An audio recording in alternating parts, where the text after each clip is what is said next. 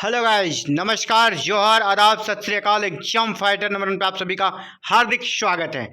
Good news आई है काफ़ी दिनों के बाद। जी हाँ, BSUSC यानी Bihar state university service commission की नींद खुली है। लेकिन कब? जब चिड़िया चुग गई खेत, उसके बाद नींद खुली है।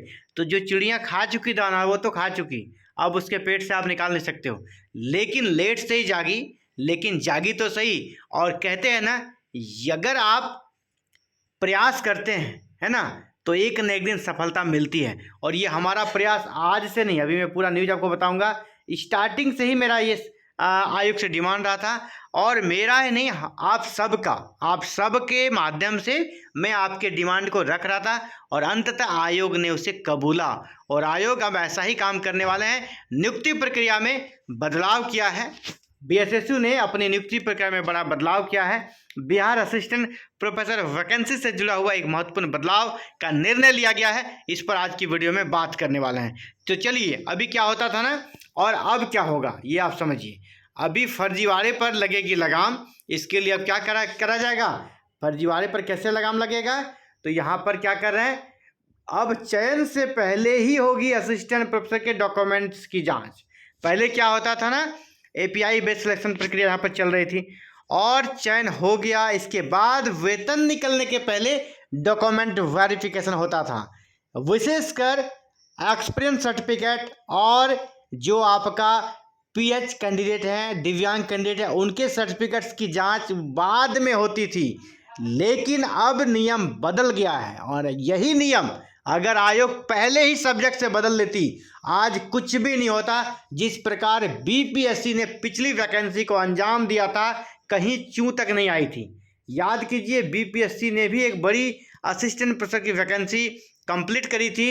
API बेस्ड ही था, लेकिन कहीं पर कोई आवाज़ नहीं आई। क्यों नहीं आई? क्योंकि उनका तरीका अलग था, इनका तरीका अलग था। ये नियुक्ति पहले देते हैं, जांच बाद में करते हैं।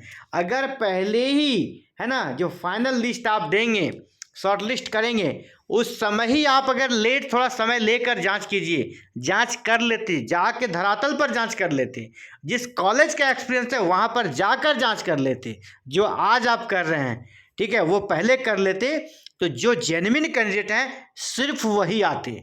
तो ये हमने पहले दिन से ही डिमांड करी है। आप हमारे पुराने वीडियोस को देखिएगा, हमने स्टार्टिंग से ही कहा है। ये कौन सा तरीका है नियुक्ति पत्र दे के मामला को उलझा के तब आप ज्वाइनिंग कर रहे हैं? जिनका जॉब लग गया फिर वो कोर्ट जाएंगे, हमारा जॉब छीन नहीं सकते, हमारी क्या गलती है? तो वो उनका एक अलग पक्ष बन जाता है। तो ये बटाधार हो जा रहा था। तो इसीलिए आयोग को देर ही सही कान में समझ में आया है। और अब अभी जो अपकमिंग वैकेंसी होगी, या फिर जो अपकमिंग कुछ सब्जेक्ट्स बाकी है 4 विषय, उसमें अब पहले जांच होगा, तब फाइनल शॉर्ट लिस्ट किया जाएगा। और इसके बाद कोई भी, जिस प्रकार BPSC ने अंजाम दिया, बहुत ही साफ सुथरे तरीके से यहाँ भी वैसा हो सकता है। देखिए, कोई भी प्रक्रिया गलत नहीं होता है, उसको करने वाले, उस दायित्व को निभाने वाले गलत होते हैं। आप चले जाइए, हमारे जब संविधान का निर्माण हुआ था, अम्बेडकर साहब ने क्या कहा? संविधान गलत है, संविधान अच्छा है या संविधान खराब है, ये यहाँ के लोग निर्धारित करेंगे। ठीक है, लोग निर्धारित करेंगे। संविधान को मानने वाले संविधान को अच्छा बनाएंगे। तो जिसके लिए ये नियम बना था, वो अगर अच्छे से इसको करते तो कोई दिक्कत नहीं होता। लेकिन आज सिर्फ बिहार में नहीं, पूरे भारत में बिहार की बदनामी हो गई है। इसीलिए अब सरकार को, आयोग को ये बदलना पड़ा है। और देखिए क्या हुआ, बिहार राज्य विश्वविद्यालय सेवा आयोग ने असिस्टेंट प्रोफेसर नियुक्ति प्रक्रिया में बदलाव किया है। फर्जी अनुभव, दिव्यांगता प्रमाण पत्रों के विवाद के बाद आयोग ने अब नियुक्ति के बाद होने वाली जांच को बदल दिया है। नियुक्ति के बाद जो जांच करते थे उसको बदल दिया है।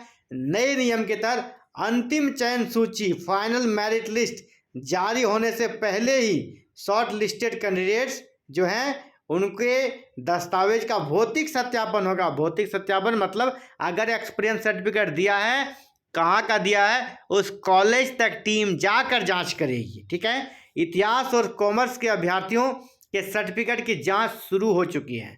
अब बॉटनी और जूलॉजी की स्क्रूटनी हो रही है। यानी जो वर्तमान अभी नियुक्ति प्रक्रिया चल रही है, वहाँ पर भी ये बदलाव किया गया है। ठीक है, इसमें भी इसको लागू किया गया है। आगे की वैकेंसी में भी ये चीज़ लागू होगा। पोस्टिंग से पहले जांच की व्यवस्था थी, लेकिन ये व्यवस्था थी कि पहले थी, लेकिन क्या है, विश्वविद्यालय और आयोग के बीच टालने के कारण मामला फेल हो गया। इसमें बहुत समय लगेगा, इसलिए इसको टाल दिया, और यही टालना एक प्रकार से जी का जंजाल बन गया आयोग के लिए।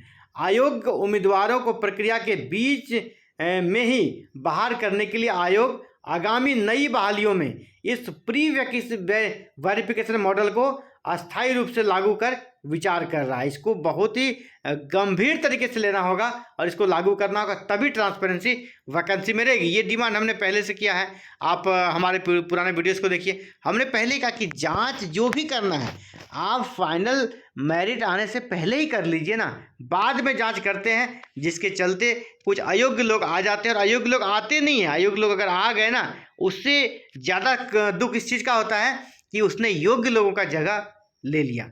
योग्य लोग जो कि चयनित हो सकते थे, अब उसका स्थान इसने ले लिया, तो ये काफ़ी ज़्यादा गलत होता था। इतिहास की जांच अभी पूरी हो गई है, कॉमर्स की अधूरी है, उनका सारा सर्टिफिकेट का जांच हो रहा है, भौतिक सत्यापन हो रहा है, 4 विषयों में भी चयन बाकी है, मामला अभी फिलहाल कोर्ट में है। टीएमबीयू में पुराने मामले अब तक लंबित है, टीएमबीयू का भी मामला लंबित है, ठीक है।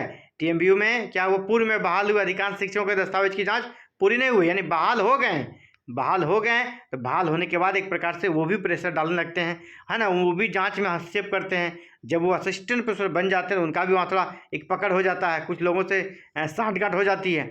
इसलिए बहाली होने के बाद आप अगर जांच करते हैं तो फिर आपको दिक्कत होगा, पहले ही कर लीजिए। इसीलिए अब पहले ही किया जा रहा है, जो कि बिल्कुल सकारात्मक और सार्थक प्रयास होगा। अगर ऐसा ही होगा तो कहीं कोई दिक्कत नहीं होगा। शिक्षकों के सर्टिफिकेट कि री-वेरीफाई करने का बड़ा जांच का आदेश भी दिया है, लेकिन मैं कह रहा हूँ री-वेरीफाई करके भी आपको कुछ नहीं मिलने वाला है, क्योंकि फिर वो लोग कोर्ट जाएंगे जिनका कि जांच एक बार हो चुका है, कितना बार जांच करवाएंगे ना। तो इतिहास के आवेदकों के दस्तावेज के आधार का सत्यापन कार्य पूरा कर लिया गया है। कॉमर्स विषय की जाँच प्रक्रियाधीन है। आयोग के नए निर्देशानुसार बॉटनी और जूलॉजी के अध्यापकों की जाँच भी शॉर्टलिस्टिंग के तुरंत बाद सुनिश्चित हो जाएगी। प्रोफेसर SN पांडे, संयोजक जांच कमेटी TMBU, यानी ये एक यूनिवर्सिटी का डाटा है जो ये बता रहे हैं कि यहाँ पर किस प्रकार जांच हो रहा है। तो लेकिन ये अच्छा प्रयास है और सकारात्मक प्रयास है, अगर ऐसा कर पाती है तो बहुत अच्छा होगा। और जिस प्रकार BPSC ने शानदार तरीके से वैकेंसी को अंजाम दिया था अपने इन्हीं कार्यों के माध्यम से, उम्मीद करते हैं आयोग भी अब सबक लेगा और आने वाले वैकेंसी में बिल्कुल पारदर्शिता के साथ कार्य को अंजाम देगा। तो फिलहाल ये बड़ा बदलाव किया गया है और आयोग ने एक प्रकार से हमारा डिमांड मान लिया है, हम सब का डिमांड मान लिया है, और अब पहले ही जांच होगा, इसके बाद कैंडिडेट को शॉर्टलिस्ट किया जाएगा। यानी फर्जी लोग जो आते थे ना, वो अब शुरू में ही निकल जाएंगे और जो योग्य लोग बचेंगे उनसे ही शॉर्टलिस्ट किया जाएगा। इससे कटअप भी सही रहेगा, कटअप भी लो जाएगा और जेन्युइन कैंडिडेट का सिलेक्शन यहाँ पर होगा। तो फिलहाल इस बदलाव के बारे में आप क्या सोचते हैं, जरूर अपने सुझाव दीजिएगा। ये महत्वपूर्ण बदलाव था जिसे कि इस वैकेंसी में भी लागू कर दिया गया है और आने वाली वैकेंसी में भी इसको लागू किया जाएगा और इसको परमानेंट तरीके से लागू किया जाएगा, ठीक है, और मैंडेटरी कर दिया जाएगा। तो फिलहाल इस वीडियो में इतना ही, जल्द मिलते हैं एक नई वीडियो में नए अपडेट के साथ। फिलहाल इस वीडियो में इतना ही, थैंक यू। जय हिंद, जय भारत, जय बिहार।